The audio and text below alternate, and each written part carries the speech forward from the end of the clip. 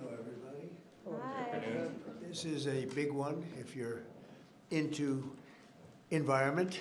This is about as big as it gets, they tell me, and it's an honor to be here with a terrific person who's worked so hard on this and some other terrific people. Thank you very much. But I'm pleased to be joined today by EPA Administrator Lee Zeldin, who you all know, and to announce the single largest deregulatory action in American history. That's a big statement in American history, and I think we can add the words by far.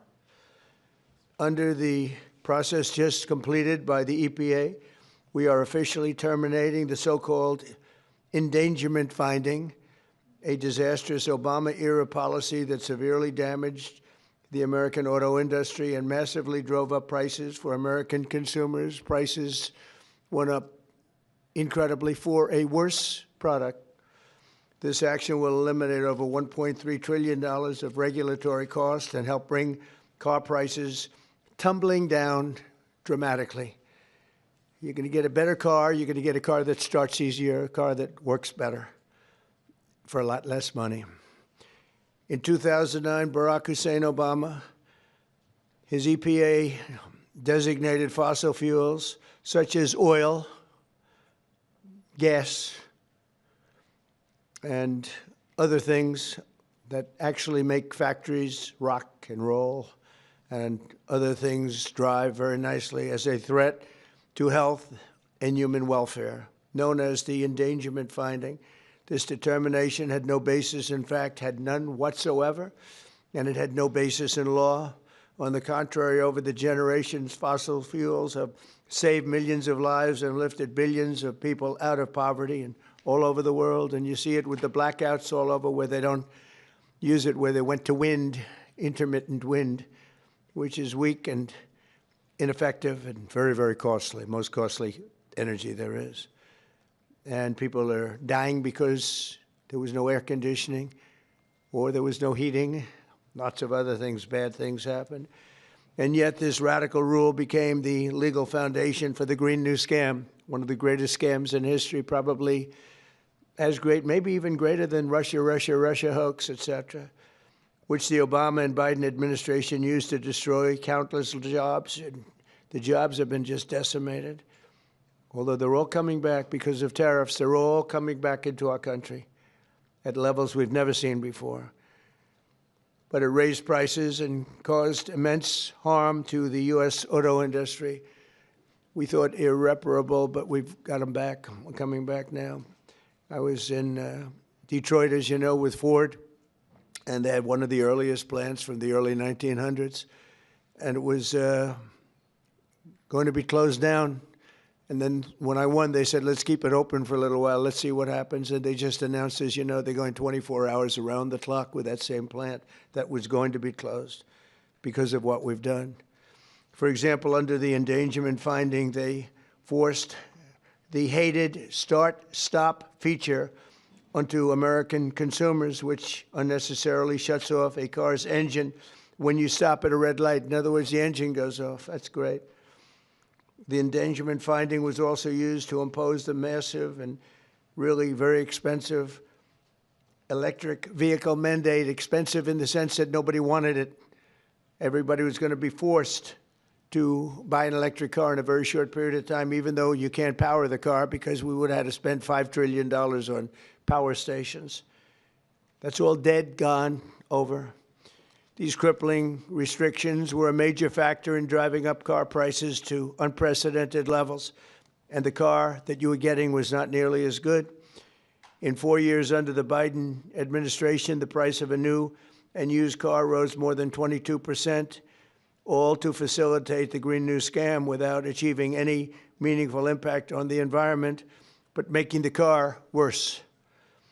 That is why, effective immediately, we are repealing the ridiculous endangerment finding and terminating all additional green emission standards imposed unnecessarily on vehicle models and engines between 2012 and 2027 and beyond.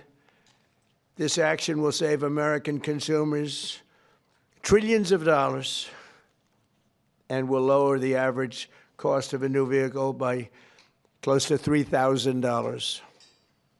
Think of that.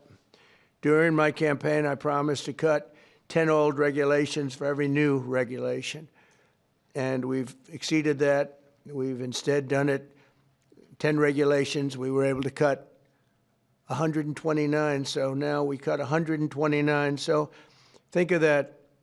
I promised to cut 10 old regulations for every new one, but we did more than 10. We did 129. It's something. Nobody can even believe it. So we did a lot of regulation cutting in the first administration, a record. Nobody even close to it now. We're actually exceeding it in this administration. The biggest one yet that we've done is happening right now.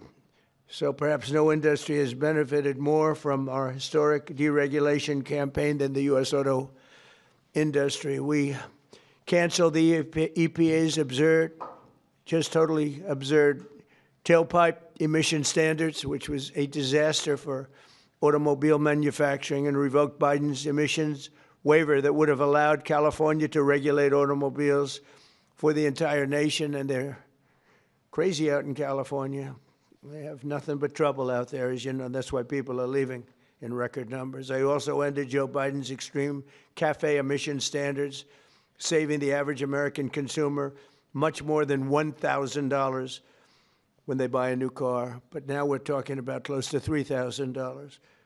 These regulation cuts, combined with our tax cuts and tariffs, are the reason why the world's largest automakers have announced that they're going to be spending in excess of $100 billion in the United States in the next very short period of time, building new auto plants. We're bringing our auto plants, assembly plants, and factories roaring back to life, not even mentioning AI and all of the other things. We're building thousands of businesses in the United States.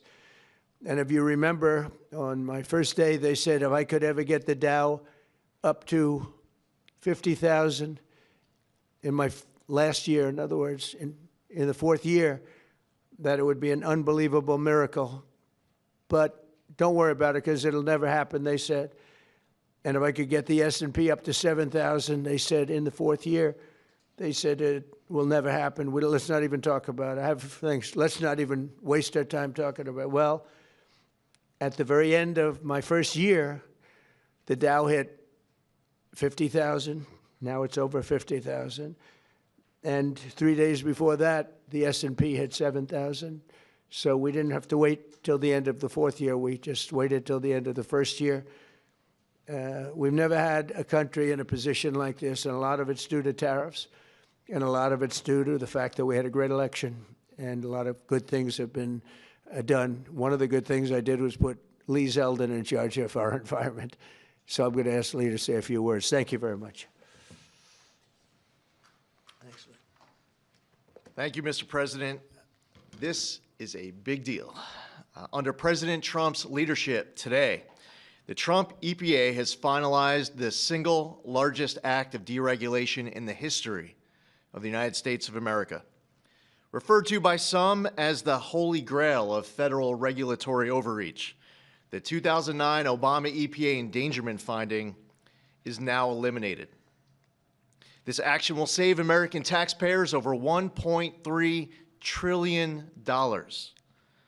What that means is lower prices, more choices, and an end of heavy-handed climate policies.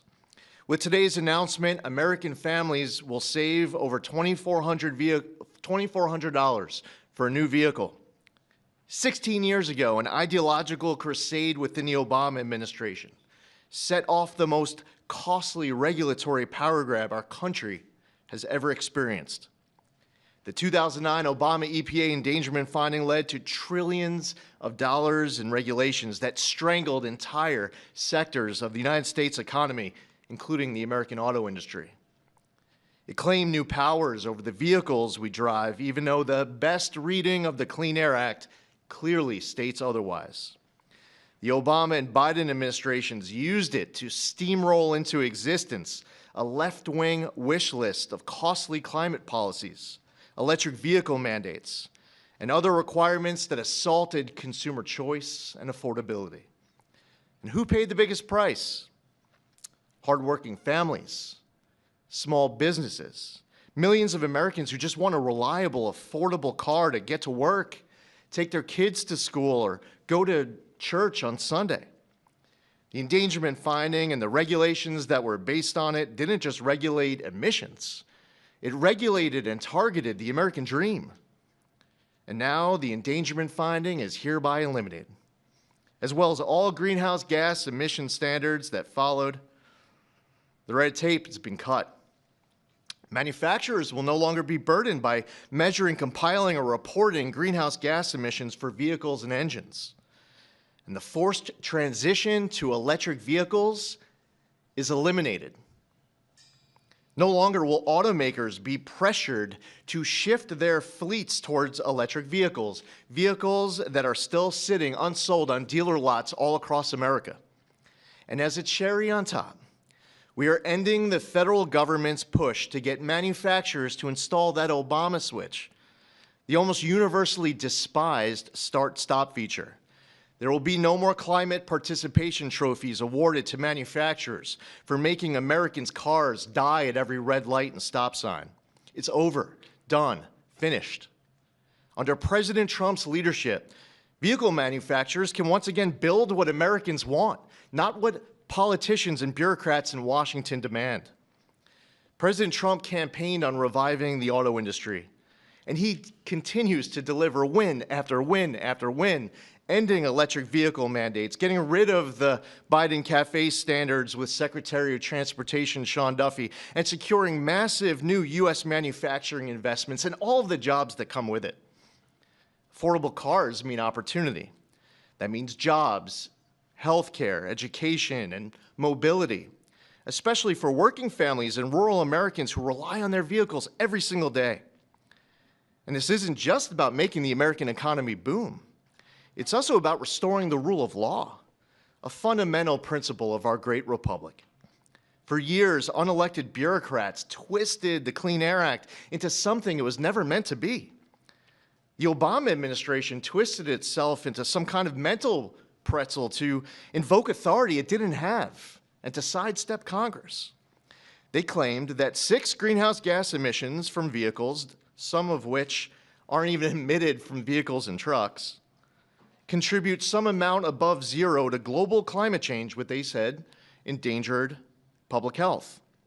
But their wild web of mental leaps isn't prescribed in federal statute. The Obama EPA's house of cards upended the best reading of the Clean Air Act, as well as 50 years of EPA precedent on what constitutes regulable air pollution. In the 16 years that intervened, the Supreme Court has established clear precedent in Loper Bright Enterprises and West Virginia versus EPA. And in light of these Supreme Court decisions and other developments, upon his swearing in last year, President Trump immediately tasked on day one, submitting requirements, recommendations, research on the legality and continued applicability of the 2009 endangerment finding. And at Trump's speed, he wanted that research and recommendation turned around instantly. We looked at the Clean Air Act. We looked at what the highest court in the land had said, and we used a very simple metric. If Congress didn't authorize it, EPA shouldn't be doing it. Congress never voted for these climate mandates inside of Section 202 of the Clean Air Act. If Congress wants EPA to regulate the heck out of greenhouse gases emitted from motor vehicles, then Congress can clearly make that the law, which they haven't done for good reason. Today, we dismantle the tactics and legal gymnastics used by the Obama and Biden administrations to backdoor their ideological agendas on the American people. Following the plain language of the law, we have now realigned EPA's rulemaking to reflect the Clean Air Act exactly as it is written and as Congress intended, not as others might wish it to be. Where our predecessors focused on trying to make and please a few fear-mongering climate alarmists, the Trump EPA is making decisions to benefit all Americans based on common sense and reality. And the American people are tired of paying the price of political games. Last November, they voted for an administration that would listen to them, They told us that the price of a newer, safer vehicle was too high. They told us they didn't want cars that shut off at every red light. They told us dealers were sitting on lots filled with electric vehicles that nobody wanted or were buying. The Trump EPA listened. We heard you and we acted.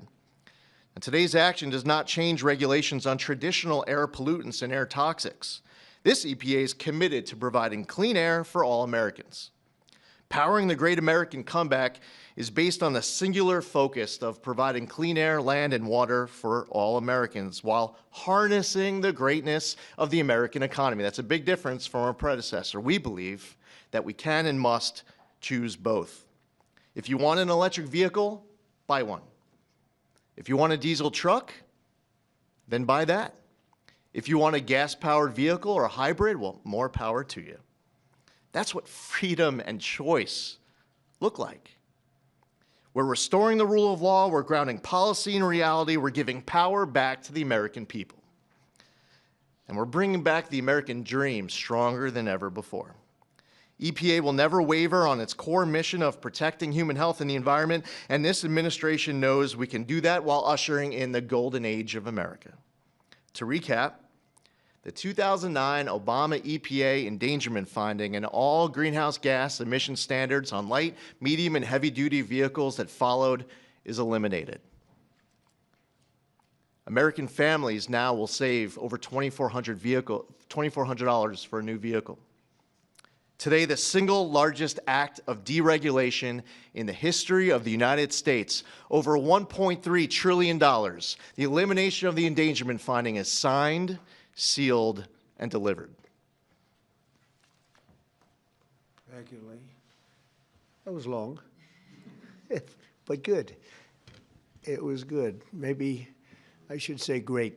It was great, and we appreciate it. Would you have anything to say, Russ? Please. Thank you, Mr. President. Literally no other president would have done this to get at the foundations of the Green New Deal, so tremendously excited that we are where we are today. Great work by Lee. I'm a little worried that this next year will be, EPA alone will be dereg east by the number of things that are going to come out of EPA. So great work to the team. $1.3 trillion in savings, massive historical opportunity. Thank you. Thank you, Russ. Please. Would you like to speak? You're worthy of it. Good man. Thank you, Mr. President. Today is a historic day led by President Trump's leadership. No other president, as Russ said, would have undertaken this and at the speed we did. It was a great team effort. This is the model of the Trump administration, everyone working together, mission aligned. And Lee is also working on cleaning up the horrible situation with regard to farm equipment. You could use John Deere as an example and other companies where tractors are unbelievably expensive and don't work as well because of all of the environmental nonsense that was put on them. Also excavators, any equipment like that, bulldozers, Caterpillar tractor would be a beneficiary, I guess, but the people are going to be a beneficiary because the equipment's going to be a lot less expensive, and it's going to also, most importantly, it's going to work much better, much better. So we're working on that immediately as we speak. And we'll probably make it so that any of that equipment built in the United States will not have to go through this. If it's built outside, I think we'll probably leave the standard the same. If people are going to send us equipment, let them have that standard for whatever it's worth, which is not much. And I think that's a very big announcement, too, and we're going to see if we can get that done very quickly so that all of that equipment that we have made, including lawnmowers, et cetera, you won't have to go to the finest schools in the world in order to figure out how to operate it. Okay? So any questions, please? President Trump, thank you for this. And after this much applauded move to roll back the former EPA's endangerment finding, what additional steps do you plan on taking to scale back what many are calling climate industry scams? Specifically, and Secretary Zeldin knows about these wind turbines they're trying to bring to New York. Judges allowing them to be rebuilt right near your hometown in Jamaica, Queens. They're being called a national security threat for air traffic coming into the airport. What could you do to make sure these things Well, don't we're destroy trying to the make sure it environment? doesn't happen, and we've basically stopped all windmills in this country. It's the most expensive energy you can get. They're all made in China, a little bit in Germany, but mostly in China. And we're putting them all over our fields and ruining the fields and killing the birds and all of this. And the environmentalists say they like them, but they really are a tremendous eyesore. They've ruined. Europe has gone, as you know, Europe isn't even recognizable anymore between immigration and because of, environmental things like the windmills, which are taking over. The people hate them. The energy is by far the most expensive. And we're fighting very hard to make sure that they don't get built. I hope we don't have one built during my administration. We inherited some contracts where they've gone down the line a little bit. We're trying to terminate them for a lot of different reasons. One of the reasons, as you had mentioned, it's endangerment for the military. It's also endangerment for airliners. So we're trying to take care of those situations now. They should have never been allowed in the first place. Yeah, Mr. please. President, thank you so much for taking Sure. questions. What do you tell Americans who are concerned that the $1.3 trillion in savings does come at a cost to public health and the environment based on Yeah, science? I tell them, don't worry about it because it has nothing to do with public health. This was all a scam, a giant scam. This was a ripoff of the country by Obama and Biden. And let's say Obama started it and got it rolling. And a terrible ripoff. They'll have more money to spend for health care, if you look at it. Now they can go out and spend it on something that's meaningful. And nobody's doing more for health care than the Republican Party. And that starts with the fact that prescription drugs are going to be coming down at numbers that nobody's ever seen before. They're falling. We were paying the highest prices in the world by far, sometimes by 10 times more than other countries. Now we're going to be paying whatever the lowest price is anywhere in the world. We're going to be paying that. It's called favored nations, most favored nations. And I think it's the biggest thing to happen in this world, the world of medicine, prescription drugs, ever. There's never been anything like it. If like in my third year, first term, I actually got prices down 1/4 or 1/8%, and I was so proud of myself because they were like that for years and years. And since, under Biden, they went up very, very substantially. And now they're coming down by, depending on, you could say 500, 600, 700%, depending on the way you want to, or you could say 80%. It doesn't matter. They're coming down by numbers that nobody ever thought possible. I got it all done, and I got it all approved, and all of the countries all over the world are going to pay more. They've agreed to pay more because of tariffs. I said, if you don't do it, we're going to have to tariff you, and they've all agreed to do it. Otherwise, they would have never done it. That was why no president has ever been able to get it done. Please. Yeah, Mr. President, you took more than 600 deregulatory actions in your first year here. Coming from the business world, you know how unnecessary red tape can hinder business expansion, investment expansion. Given the magnitude of this announcement here today and the deregulatory action you took in your first year, how much economic growth can we expect to see as your term progresses? It's a great question. I think that it'll be enormous. Who knows really what the number is, but I can tell you in terms of economic growth, we have $18 trillion being invested in this country right now, the most ever of any country by far, not even close. Think of it, no matter where, not just here. $18 trillion is coming in, and that money is being spent right now as we speak in new plants and equipments. And you may have heard Lee mention, I mentioned also, that over $100 billion is going to be spent in this very short period of time just by foreign auto companies on building auto plants in the United States. The greatest thing that ever happened to the United Auto Workers. The head man has not been nice to me, but now I understand he's saying this is the greatest auto president in history. But the auto workers gave me their vote, and they knew what I was doing, and they know what needed to be done.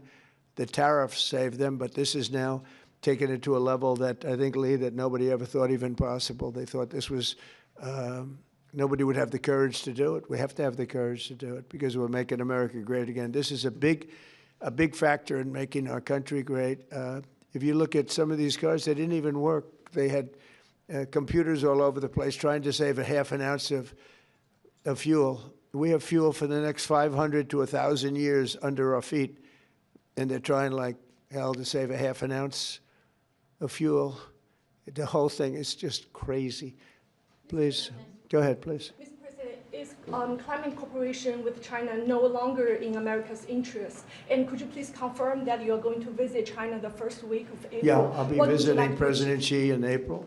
Look forward to it. He's coming here later in the year, and I look very much forward to it. No, our relationship with China is very good right now, and this is, not relevant too much having to do with China, what we're announcing today. But no, my relationship with President Xi is very good. Yes. Mr. President, following your meeting with Prime Minister Netanyahu yesterday, has your thinking changed at all as it relates to these negotiations with Iran we have or to the make a deal. timeline with Iran? We have to make a deal, otherwise it's going to be very traumatic. Very traumatic. I don't want that to happen, but we have to make a deal. They should have made a deal the first time, and they got Midnight Hammer instead. And this will be very traumatic for Iran if they don't make a deal. Look, if they don't make a deal, then it'll be a different story. But we had a very good meeting yesterday with Bibi Netanyahu, and he understands, but it's ultimately up to me. If the deal isn't a very fair deal and a very good deal with Iran, then it's going to be, I think, a very difficult time for them in the back.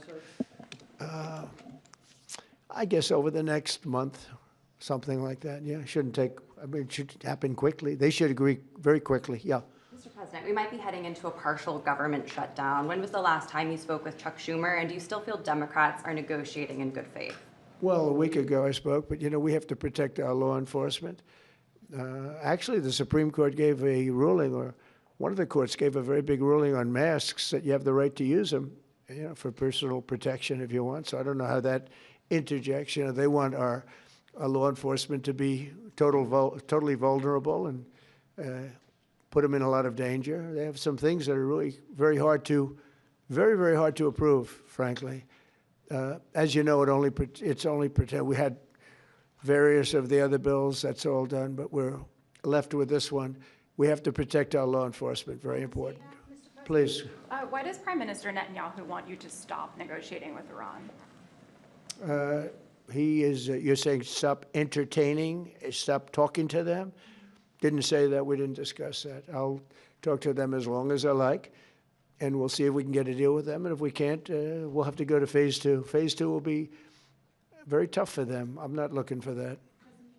Mr. President, there are currently 0 Israeli hostages left in Gaza because of you. Thank you for that. And now that the war is ending in Gaza and Israel, I wanted to ask, do you believe Bibi bears any responsibility for the security failures that we saw on October 7th? Well, October 7th was a rough time, and I guess everybody's responsible. It's yet to look, but it was a terrible attack. It was a sneak attack. It was as violent as unfortunately, I've seen some of the results at levels that probably even you, good reporter, but probably you haven't seen. It was a horrible thing that took place. People were surprised. It was a surprise attack. Nobody saw that coming. He didn't see it coming. Nobody else would have seen it coming if they were in his position, I don't believe. But I can tell you he's been a very good wartime prime minister. He's been very strong. We've worked with him very well. We had tremendous success with Iran and everything else we've done.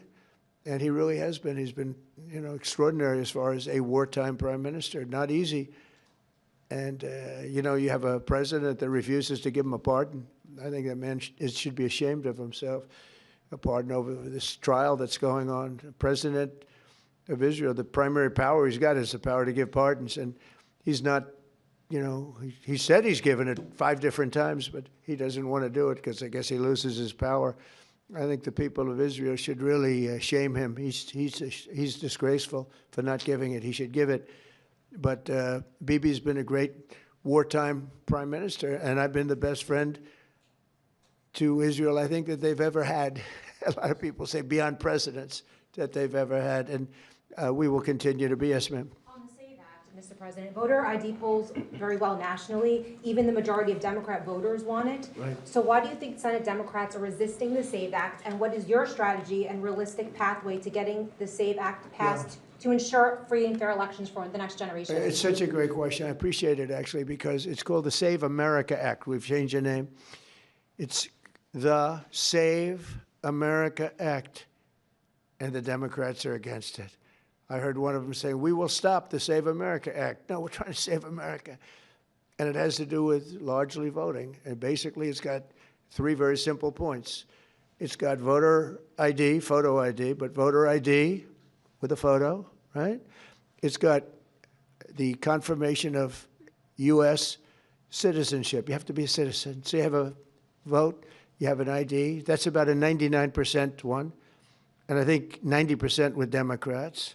Then you have confirmation U.S. citizenship. That's about a 99% one with Republicans, about 86% with Democrats, except Democrat politicians because they cheat on elections. And then you have no mail-in ballots. And there would be no mail-in ballots, very important. You know, we're the only country in the world that does a system like we do. We're the only country in the world that has mail-in ballots. The way we do this is unbelievable. It guarantees cheating. So it's no mail-in ballots with the exception of disability, illness, military, or if you're traveling, you can get an exemption. You know, if you happen to be out of the country for a good reason, you can have an exemption. So with exceptions, it's no mail-in ballots, and that will assure the security of our crooked elections. We have crooked elections, yeah. Mr. President, have you fired or disciplined that staffer who posted the video from your account that included the Obamas? No, I haven't. That was a video on, as you know, voter fraud, and fairly long video, and they had a little piece and had to do with the Lion King. It's been very well, it's been shown all over the place long before that was posted. But that was a very strong, and I'm sure you saw it, a very strong piece on voter fraud. And the piece that you're talking about was all over the place many times, I believe for years. Yeah, please. Mr. President, were you aware that Secretary of Commerce visited Epstein's Island, and do you continue to have? No, I wasn't aware of it. No, I didn't. I actually haven't spoken to him about it. I wasn't. But from what I hear, he was there with his wife and children. And I guess in some cases, some people were. I wasn't. I was never there. Somebody will someday say that. I was never there. Yeah, please. This announcement that you made today, Mr. President, comes on the heels of a January jobs report that smashed industry expectations. Smashed all records. And a big feature of that was you reprivatizing the economy, an economy that was bloated with federal employment under the previous president. What's your message to Americans following this jobs report that smashed industry expectations? Is this just a sign that the best is yet to come? Thank you. The jobs report's amazing in certain ways because we have tremendously fewer federal employees, way down. And now I could have left them and added to what we did, and we would have had almost 100% employment. I could have gotten a great kick out of the fact that we're 100% employed. But we got rid of tremendous numbers of federal workers, and they hated me for it. Now they love me because most of them have gotten jobs in the private sector for 2 and 3 times more money than they were being paid by the federal government. We had some jobs where you had 10 workers for one job. 10 workers for a job that one person should be doing. And we've gotten rid of a lot of those jobs. And by getting rid of them, these people became available to work in the private sector. And as you know, the numbers are incredible. So the job numbers are incredible. The financial numbers are beyond belief. Again, they thought it couldn't be done in 4 years, and I did it in 1 year. And the numbers you're going to see is these, I don't know if you notice also construction numbers, the jobs for construction workers. You know why? Because they're building plants all over the United States, that's why. And when these plants open in a year from now, some sooner, some a little bit later, but when these auto plants, AI plants, and thousands of other types of plants, when they open over the next period of a year, year and a half, you're going to see numbers like we've never seen before in this country. Thank you very much, everybody. Thank you. Thank you. Thank you, Mr. President. Let's go.